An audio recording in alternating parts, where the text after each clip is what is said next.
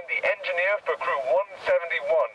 Me and my 5 other crewmates have been living out here in the Utah desert in this simulated Mars base to get a feel for what a real mission to the Red Planet would look like. While we've been out here, we've been able to feel what it's like to be isolated from the rest of civilization, to solve problems as a team, and to carry out research projects in an unfamiliar environment. Come on, let me show you around our base.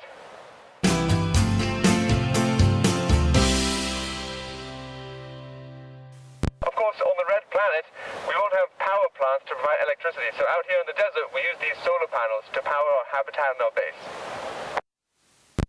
Here you can see some of the science facilities we have. We have this lab here, which we call the Science Dome, and in the background, we have an observatory, which we can use to observe the night sky. Here is the main building of our base, the habitat, or the HAB as we call it.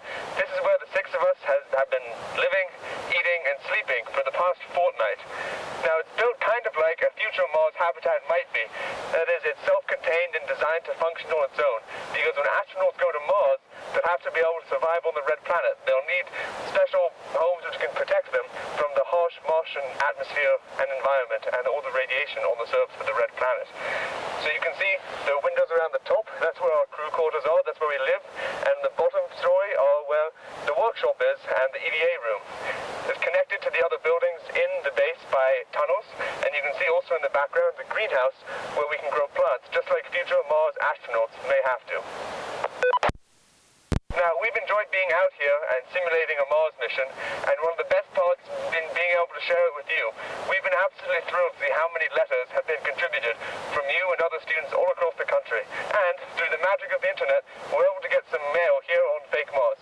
So I have some of the questions here, which I'll do my best to answer. So, Racheta, Magnus, and Derek in Ms. Wilson's 2nd grade class asked, what does Mars look like? And, at least if you're standing on the surface of Mars, this is pretty much what we think it would look like. You see a lot of dusty red rock. It's a very dry planet without much water, if indeed any, in significant quantities. And it's very alien looking compared to what we're used to here on Earth. Now, we call Mars the red planet because it looks red. It's got a lot of iron oxide, which is the same thing as rust, on its surface. So even from space, when you take pictures of it, the whole thing looks kind of reddish-orange. Another question we got is from Katie in Mrs. Siler's 6th grade class. She asked, how cold is Mars? And the answer is very. Pretty routinely on Mars, it's about 50 to 60 degrees below zero, which is pretty cold. We have water on Earth freeze at around 32 degrees Fahrenheit, and that's kind of a cold winter temperature for us, maybe in the 20s to the 30s. So to get another 50 or 60 degrees colder than that on the surface of the Red Planet regularly, and in the winter it gets even colder. So when astronauts go to Mars, they'll need to wear special spacesuits to keep them warm and live in special habitats to protect them from the cold weather. Another great question came from Nicholas in Mr. Ferrante's 6th grade class. He asked, how far could you jump on Mars? And that's a good question. On Mars, the gravity is only 1/3 as strong as it is here on Earth, which means you could jump around 3 times higher. Can you imagine playing basketball or any other sport if you could jump 3 times as high as you can now? A question I really liked came from Benny, Luca, and Benjamin in Mrs. Day's 2nd grade class. They asked, are earthquakes on Mars called Marsquakes? It turns out on Mars, there probably aren't any earthquakes or Marsquakes.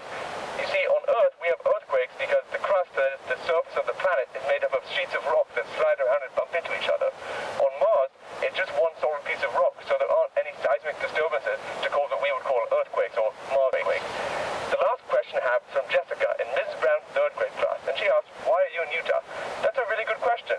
The 6 of us are out here in this base in Utah because it's very similar to the Red Planet in a lot of ways. You can see all these big red rock formations which look a little bit like Mars, and just like Mars, we're actually quite isolated out here in the desert. So it's a great opportunity to learn how astronauts will have to survive on the Red Planet and to tackle some of the tough problems which they will have to be able to solve in order